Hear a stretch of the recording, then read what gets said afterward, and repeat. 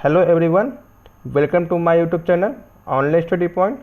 दोस्तों, हमारा आज का जो वीडियो होने वाला है उसमें हम लोग आर के राजपूत के अध्याय 8 एसी फंडामेंटल यानी प्रत्यावर्ती धारा को शुरू करने जा रहे हैं। यह इसका पहला पार्ट होगा।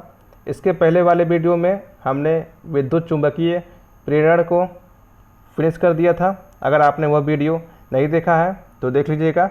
आर के राजपूत के प्लेलिस्ट का लिंक डिस्क्रिप्शन में दिया हुआ है। तो चलिए स्टार्ट करते हैं आज का वीडियो। तो हमारा आज का पहला क्वेश्चन है क्वेश्चन नंबर 1। एक साइन वेव की आवृत्ति 50 हर्ट्ज है तो कोणीय आवृत्ति होगा। तो दोस्तों, जो कोणीय आवृत्ति होता है वो होता है omega equal to 2 pi f. यहाँ पे फ्रिक्वेंसी कितना दिया गया है? फ्रिक्वेंसी दिया गया है आपको दोस्तों 50, यानी आप 50 कर देंगे तो यहाँ का आपको आंसर जो आएगा वो आ जाएगा 100 पाई, जो आपको क्या होगा 100 पाई रेडियन आंसर सही है। तो अगला क्वेश्चन है तरंग का आवर्तकाल है। तो दोस्तों, तरंग का आवर्तकाल क्या होता है? एक चक्र पूरा करने में जो लगता है समय उसे कहते हैं हम लोग आवर्तकाल। दोस्तों, कोई ये वेव है, ठीक, तो इसका जो ये एक साइकिल पूरा होता है इसे कहते हैं हम लोग पॉजिटिव हाफ साइकिल। ठीक है, पॉजिटिव हाफ साइकिल, और इसे कहते हैं निगेटिव हाफ साइकिल। ठीक है, निगेटिव हाफ साइकिल। तो आपका जो एक साइकिल पूरा करने में, ठीक है, साइकिल पूरा करने में जो समय लगता है उसे हम लोग क्या कहते हैं? उसे कहते हैं आवर्तकाल। तो अगला क्वेश्चन है फॉर्म फैक्टर अनुपात होता है। तो साथियों, फॉर्म फैक्टर जो हमारा होता है वो RMS value upon average value का जो अनुपात होता है उसे हम लोग फॉर्म फैक्टर कहते हैं। जो पीक फैक्टर होता है दोस्तों, उसको नोट कर लीजिएगा आप लोग। पीक फैक्टर ये होता है हमारा maximum value upon RMS value. तो इसके अनुपात को हम लोग क्या कहते हैं? पीक फैक्टर क्या कहते हैं। तो हमारा अगला प्रश्न है किसी तरंग का आवर्तकाल 1/50 है तो आवृत्ति होगा। तो दोस्तों, जो हमारा आवर्तकाल और फ्रीक्वेंसी के बीच संबंध होता है वो होता है T = 1/f। तो अगर आपको आवर्तकाल 1/50 दिया है तो फ्रीक्वेंसी क्या होगा आपका? तो फ्रीक्वेंसी निकालेंगे आपका तो 1/1/50। ठीक, तो आप इसकी वैल्यू क्या हो जाएगी आपकी 50, यानी आपका फ्रीक्वेंसी हो जाएगा आपका 50 हर्ट्ज़। ये आपका राइट आंसर होगा। तो हमारा अगला क्वेश्चन है एक हीटर की रेटिंग 230 वोल्ट 10 किलोवाट एसी है। तो 230 वोल्ट दर्शाता है। तो दोस्तों, एसी जो हमारा होता है मेजरमेंट करते हैं हम लोग उसे हम लोग कहते हैं आरएमएस में। तो क्या होगा, वो जो 30 वोल्ट दिखा रहा है 230 वोल्ट, वो क्या होता है? वो आरएमएस वैल्यू होता है, यानी आरएमएस वोल्टेज होगा। तो हमारा अगला प्रश्न है यदि एक ही आवृत्ति के दो साइनसॉइड लेकिन विभिन्न आयाम और फेज कोण घटाया जाता है तो परिणाम होगा। दोस्तों, यहाँ पे बोल रहा है एक ही आवृत्ति के, ठीक है, आपको एक मैं डायग्राम बना दे रहा हूँ। जैसे मान लीजिए एक कोई ये वोल्टेज का है, ठीक, ये वोल्टेज के लिए अपने लिख दिया। बोल रहा है आयाम देखिए विभिन्न है। ठीक है, माना कि मैंने जो आयाम शुरू किया है वो यहाँ शुरू किया है, ठीक है, तो हमारा यहाँ ख़त्म हुआ। ये मान लीजिए आपका करंट है। तो अगर इसका आयाम डिफरेंट है, ठीक है, आप सोचिए ये जो V और I के बीच हमने फेज डिफरेंस होगा, मैग्नीट्यूड अलग होगा, लेकिन इसको सब्ट्रैक्ट करेंगे चाहे ऐड करेंगे कुछ भी करेंगे, लेकिन उसका रिजल्टेंट जो होगा वो एक साइनोसाइडल ही होगा और उसकी फ्रीक्वेंसी भी सेम होगी। ठीक है, तो यहाँ पे आंसर क्या होगा आपका? क्योंकि दोस्तों इसकी फ्रीक्वेंसी नहीं चेंज होगी, ठीक है, इसका मैग्नीट्यूड आपका अलग हो सकता है लेकिन इसकी फ्रीक्वेंसी सेम रहेगी। तो एक साइनोसाइड होगी, समान आवृत्ति का एक साइनोसाइड हमें जो प्राप्त होगा।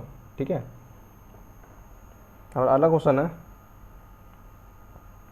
यदि एक ही आवृत्ति के दो साइन तरंगों में पाई रेडियन का फेज अंतर होता है तो फिर दोस्तों क्वेश्चन के अनुसार बोल रहा है यदि एक ही आवृत्ति यानी सेम आवृत्ति की बात किया है, दो साइन वेव पाई रेडियन, पाई मतलब क्या होता है 180, यानी ये बात कर रहा है कुछ ऐसे ग्राफ की कि अगर मान लीजिए आपका कोई ग्राफ ऐसे जा रहा है तो जो दूसरा ग्राफ है आपका वो ऐसे जाएगा। क्वेश्चन की भावनाओं को आप समझिए दोस्तों। क्वेश्चन क्या कर रहा है, पाई रेडियन यानी दोनों के बीच 180 का डिफरेंस है, ठीक है। तो आपका जो एक्चुअल ग्राफ बनेगा यही बनेगा, ठीक है। तो क्वेश्चन क्या आंसर क्या होगा, जब मैं यहाँ बना दे रहा हूँ साथियों, ये ऐसे ये ऐसे, तो आंसर क्या होगा, जब एक मैक्सिमम पे है तो दूसरा क्या है मिनिमम पे है। यानी जब एक तरंग अपने अधिकतम मूल्य प्राप्त कर लेती है तो दूसरी तरंग इसकी न्यूनतम मूल्य पर पहुंच जाती है, क्योंकि ये इसका अगर मैक्सिमम है तो दूसरे क्या है न्यूनतम है। यही क्वेश्चन का आंसर होगा, क्योंकि इन दोनों के फेज डिफरेंस कितना हो गया 180 हो गया। तो हमारा अगला क्वेश्चन है, किसी साइन वेव का आरएमएस वैल्यू 100 एम्पियर है तो पीक मान होगा। दोस्तों यहाँ पे क्वेश्चन क्या पूछा है आपसे कि उसकी पीक वैल्यू क्या होगी। तो आप साइन वेव का जानते हैं, साइन वेव का आरएमएस वैल्यू जो होता है हमारा वो होता है Im/√2। तो यहाँ पे आपसे Im की वैल्यू पूछ रहा है, तो Irms में हम √2 से अगर मल्टीप्लाई कर देंगे तो हमारे क्या हो जाएगी मैक्सिमम वैल्यू। तो इसका वैल्यू क्या होता है 1.414, यानी आपका जो वैल्यू होगा 141.4 वैल्यू सही होगा, यानी इतना एम्पेयर आपका मैक्सिमम होगा। तो अगला क्वेश्चन है, घरेलू सप्लाई 220 वोल्ट दर्शाता है। दोस्तों एसी हमारा जो होता है, हम आपको इसके पहले भी क्वेश्चन में बताया है कि एसी में क्या होता है आरएमएस वैल्यू को मार्क करता है। तो हमारा क्या होगा आरएमएस वैल्यू ही मार्क होता है हमारा एसी पे। तो हमारा अगला क्वेश्चन है, एक ही आवृत्ति की दो तरंगों के बीच विपरीत फेज होती हैं जब उनके बीच फेज कोण। दोस्तों ये बोल रहा है कि अगर सेम फ्रिक्वेंसी है, ठीक है, सेम फ्रिक्वेंसी है तो विपरीत फेज, मतलब कि अगर एक हमारा इस फेज में है तो दूसरा हमारा किस में चाहिए अपोजिट फेज में, यानी 180 का फेज डिफरेंस होना चाहिए इन दोनों के बीच, क्योंकि ये विपरीत की बात कर रहा है, ठीक है। तो हमारा क्या होगा 180। हमारा अगला क्वेश्चन है, परिपथ एलिमेंट में खपत की जाने वाली शक्ति कम से कम तब होगी जब धारा और वोल्टेज के बीच फेज अंतर होगा। दोस्तों ये बोल रहा है कि खपत की जाने वाली शक्ति यानी P = VI cos phi. cos phi की मिनिमम वैल्यू क्या होगी दोस्तों, cos फाई की हमारे मिनिमम जो वैल्यू होगी वो होगी 0, और 0 किस केस में आता है cos फाई 90। तो यहाँ पे आपका हो जाएगा 90 डिग्री, 90 डिग्री हमारा राइट आंसर। तो हमारा अगला प्रश्न है, किसके लिए आरएमएस वैल्यू और एवरेज वैल्यू बराबर होता है। तो दोस्तों आरएमएस वैल्यू और एवरेज वैल्यू हमारा स्क्वायर वेव के केस में सेम होता है। अगर हम लोग इस प्रकार हम लोग कह सकते हैं कि पीक फैक्टर जो होता है इसका, peak factor and form factor दोनों का 1 होता है, यानी इसका पीक फैक्टर भी 1 होता है और फॉर्म फैक्टर भी 1 होता है, क्योंकि इसका आरएमएस वैल्यू और एवरेज वैल्यू दोनों सेम होता है। यानी अगर आरएमएस आपका वीएम है तो एवरेज भी वीएम होगा, अगर आरएमएस आपका आईएम है तो एवरेज आपका आईएम होगा। इसलिए इसका पीक फैक्टर और फॉर्म फैक्टर दोनों एक ही होता है। तो इसको आप लोग नोट कर लीजिएगा। तो हमारा अगला प्रश्न है, समान पीक वैल्यू के लिए अधिकतम आरएमएस वैल्यू होगा।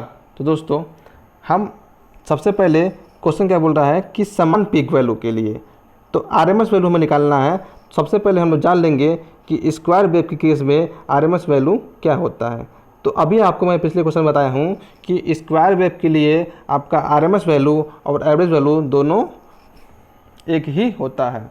तो स्क्वायर के लिए अगर वीएम है तो हाफ वेव के लिए कितना होगा, तो हाफ वेव रेक्टिफायर के लिए आपका हो जाएगा Vm/2। फुल अगर आप साइन वेव के लिए बात करेंगे, साइन वेव या फुल वेव के लिए बात करेंगे तो इसके लिए आपका हो जाएगा Vm/2। √2। अगर आप उसके लिए बात करेंगे ट्रायंगुलर के केस में, ट्रायंगुलर के केस में तो क्या हो जाएगा, ये Vm/√3। आपसे क्वेश्चन में क्या पूछा है, अधिकतम पूछा है दोस्तों, पीक वैल्यू के लिए अधिकतम RMS वैल्यू। तो अगर अधिकतम की आप बात करेंगे तो देखिए यहाँ पे √3 से डिवाइड हो रहा है, यहाँ पे √2 से डिवाइड हो रहा है, यहाँ पे आपका 2 से डिवाइड हो रहा है, लेकिन स्क्वायर वेव के केस में आपको दोस्तों किसी से भी डिवाइड नहीं हो रहा है, यानी आपका Vm ही मैक्सिमम होगा। यानी आपसे क्वेश्चन पूछता है कि समान पीक वैल्यू के लिए अधिकतम RMS वैल्यू कब होगा, तो वह होगा आपका स्क्वायर वेव के केस में, वो भी क्या होगा, Vm होगा। तो इस पॉइंट को आप लोग नोट कर लीजिएगा, इस सारे वैल्यू आप लोग नोट कर लीजिएगा, एग्जाम आपसे पूछ सकता है। तो हमारा अगला क्वेश्चन है, समान पीक वैल्यू के लिए न्यूनतम एवरेज वैल्यू क्या होगा। वहाँ पे क्वेश्चन क्या पूछा था, अधिकतम RMS पूछा था, यहाँ पे क्या पूछा है, न्यूनतम एवरेज वैल्यू। तो आइए हम लोग सबसे पहले जान लेते हैं सबका एवरेज वैल्यू। तो हाफ वेव रेक्टिफायर के केस में आपका हो जाएगा, क्या हो जाएगा, Vm/पाई, ये हो गया हाफ के लिए। साइन वेव की बात करेंगे आप लोग, तो साइन वेव के केस में होता है आपका 2Vm/पाई, 2Vm/पाई। इसके बाद हम लोग बात करेंगे स्क्वायर के लिए, तो स्क्वायर के लिए आप जानते हैं क्या हो जाएगा, Vm।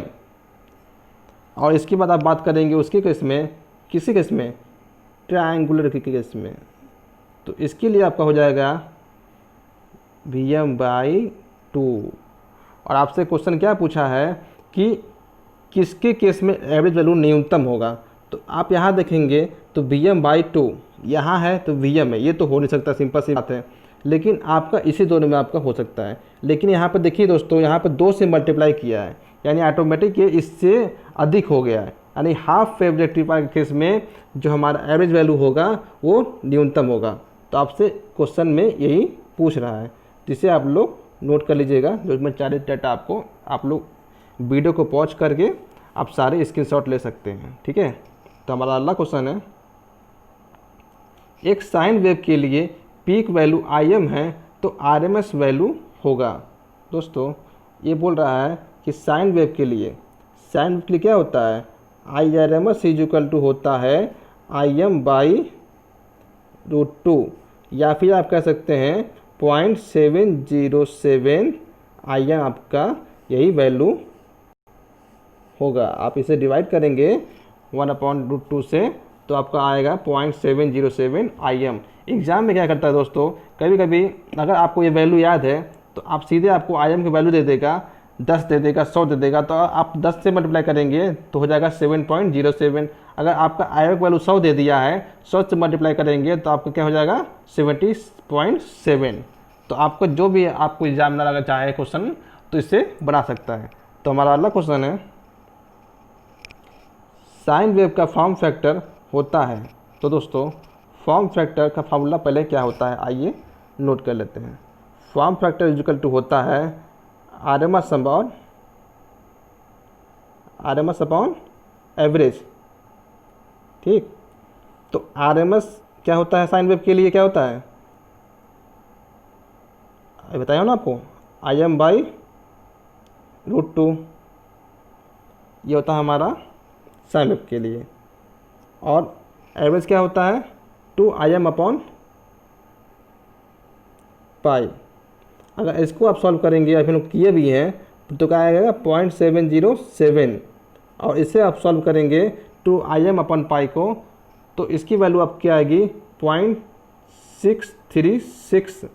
अब इन दोनों को अगर आप डिवाइड करेंगे तो आपको एग्जैक्ट वैल्यू 1.11 देखने को मिल जाएगा। और एग्ज़ाम में सीधे आपसे क्वेश्चन पूछ देगा साइन वेव का फॉर्म फैक्टर क्या होता है। तो आप अगर आपको ये डेटा याद है तो आप सीधे टिक कर देंगे 1.11। तो इसे आप लोग देख लीजिएगा। तो हमारा अगला क्वेश्चन है, एक साइन वेव जिसका पीक वैल्यू Em है तो एवरेज वैल्यू क्या होगा। दोस्तों क्या बोला है, एवरेज बात किया है, तो ई एवरेज की बात करेंगे हम लोग, ई एवरेज की बात करेंगे तो Em/पाई, ये तो हम लोग पढ़े हैं। अगर आप इसे 2/पाई की वैल्यू क्या होती है, 22/7, ठीक। अगर 2/EM 22/7 करेंगे तो 7 आपको चल जाएगा ऊपर। तो इस प्रकार आप अगर 14/22 को सॉल्व करेंगे तो आपको एग्जैक्ट वैल्यू 0.363 Emax प्राप्त होगा। तो आपका जो आंसर सही होगा, आंसर यानी 0.3636 Emax आपका आंसर सही होगा। जिसे आप लोग नोट कर लीजिएगा। तो हमारा अगला क्वेश्चन है 200 हर्ट्ज आवृत्ति वाले तरंग का आवर्तकाल होता है। दोस्तों 200 हर्ट्ज की बात किया है तो आपसे क्या पूछा है, आवर्तकाल। आवर्तकाल क्या होता है, 1/f। f कितना दिया है, 200।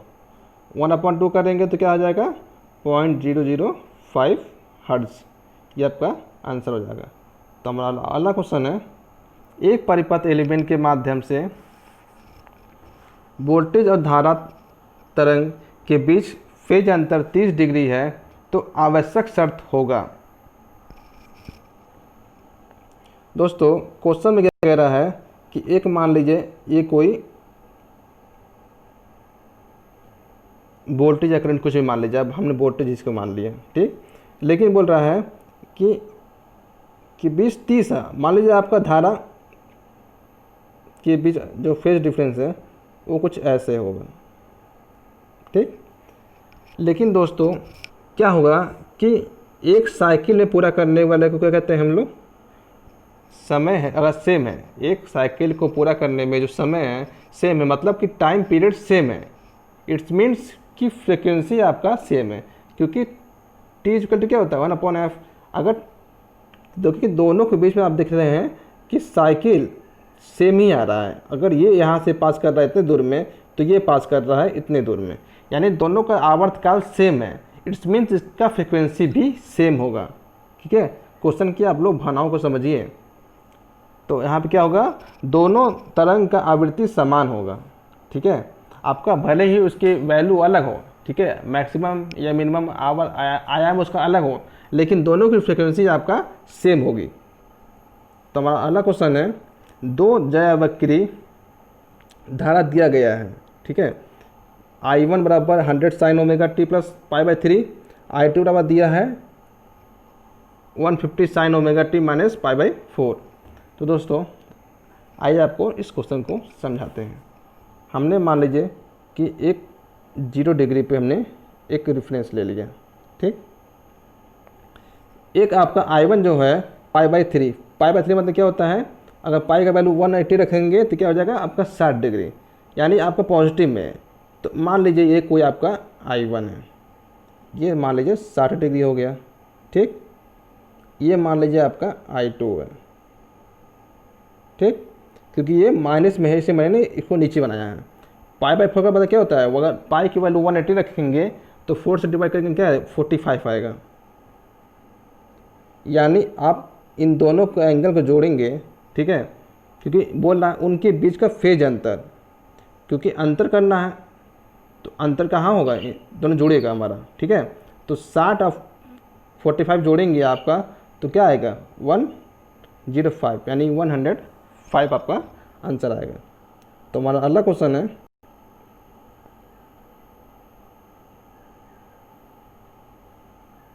कैपेसिटिव रिएक्टेंस अधिक है। दोस्तों कैपेसिटिव रिएक्टेंस क्या होता है हमारा, इसे कहते हैं हम लोग XC, ठीक है। इसे हम लोग XC से डिनोट करते हैं। XC बराबर होता है ओमेगा C, ठीक है, ओमेगा C होता है XC बराबर, और इससे हम लोग कहते हैं 1/ओमेगा C। सॉरी दोस्तों, थोड़ा सा पेन मेरा ख़राब हो गया है। 1/ओमेगा C यानी 2πfc।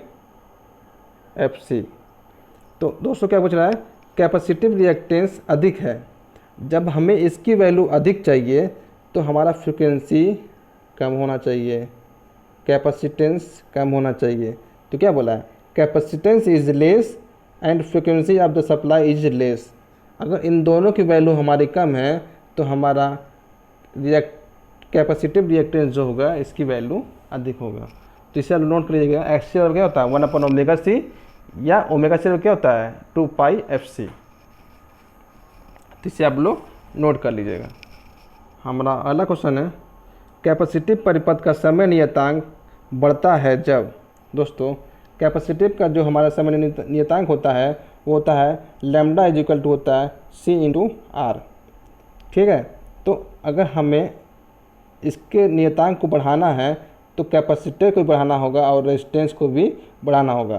तो increasing the capacitance and increasing of the resistance, यानी दोनों की वैल्यू हमें बढ़ेगी तो ऑटोमेटिक हमारा इसका टाइम कांस्टेंट जो होगा हमारा समय नियतांक वो बढ़ेगा। क्वेश्चन में यही पूछा है। अगर इंडक्टिव परिपथ की बात करता तो वहाँ पे हमारा जो होता है टाइम कांस्टेंट वो होता है L/R। ठीक है, उस केस में हमारा उसका इंडक्टेंस बढ़ेगा तो हमारा टाइम कांस्टेंट बढ़ेगा, लेकिन रेजिस्टेंस बढ़ेगा तो हमारा टाइम कांस्टेंट घटेगा। आप इसे रिलेट कर सकते हैं। तो हमारा अगला क्वेश्चन है, सीरीज रेजोनेंट सर्किट में होगा। दोस्तों हमारा जो सीरीज रेजोनेंट सर्किट होता है उसका डायग्राम हम आपको बना के दिखाते हैं। जैसे कि मान लीजिए हमने 0 डिग्री पे रेफरेंस ले लिया। ठीक है, हमने इसको रेफरेंस ले लिया। ये मान लीजिए कोई हमारा करंट है। ठीक, हमने इसको करंट मान लिया।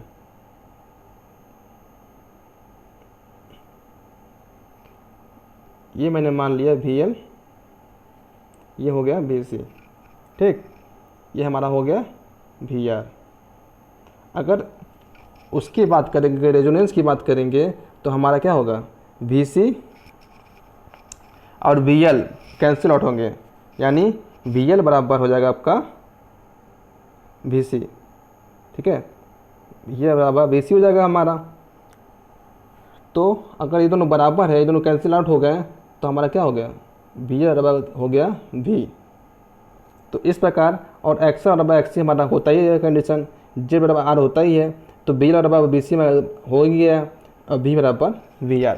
यानी इन सीरीज रेजोनेंट की कंडीशन में आपका ये चारों वैल्यू सही है। तो हमारा अगला क्वेश्चन है, सीरीज रेजोनेंट सर्किट में इम्पीडेंस होता है।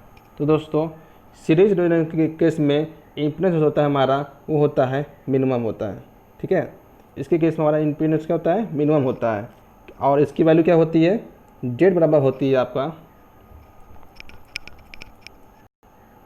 Z बराबर होता है R + J0। तो अगर R आपका क्या है मिनिमम है तो आपने फॉर्मूला पढ़ा होगा I = V/Z। ठीक, V/Z आपका ये मिनिमम है तो I क्या होगा I आपका मैक्सिमम होगा। पावर फैक्टर क्या होता है सीरीज में यूनिटी होता है। सीरीज हो जाता है आपका पैरेलल, दोनों केस में आपका पावर फैक्टर क्या होता है यूनिटी होता है। तो हमारा अगला क्वेश्चन है, पावर फैक्टर तुल्य है। दोस्तों पावर फैक्टर जो हमारा होता है वो होता है VI cos ∅/VI, अर्थात आप कह सकते हैं active power upon apparent power और R/Z, यानी दोनों ये दोनों तो आपको एक ही हो जाएगा, क्योंकि एक्टिव पावर में क्या होता है VI cos ∅ और अपरेंट क्या होता है हमारा VI। तो ये दोनों तो बस एक ही हो गया मान लीजिए, लेकिन ये दूसरा होता है R/Z। तो तीनों फार्मूले आपको क्या होते हैं ये पावर फैक्टर होते हैं। साथियों आज के लिए बस इतना ही। आई होप ये वीडियो आपको अच्छा लगा हो। अगर अच्छा लगा हो तो वीडियो को लाइक शेयर ज़रूर करिएगा, और जो लोग इस चैनल पर नए हैं तो चैनल को सब्सक्राइब जरूर कर दें और बेल आइकन को प्रेस कर दें। आप हमारे हर एक वीडियो का PDF लिंक हमारे टेलीग्राम ग्रुप से प्राप्त कर सकते हैं। दोस्तों आप हमारे हर एक वीडियो का PDF लिंक टेलीग्राम ग्रुप से डाउनलोड कर सकते हैं, और हमसे किसी प्रकार की कोई भी सुझाव पूछताछ करनी हो तो आप हमारे इस नंबर पर व्हाट्सएप कर सकते हैं। दोस्तों तब तक के लिए फिर मिलते हैं एक नया वीडियो लेके, तब तक के लिए जय हिंद जय भारत।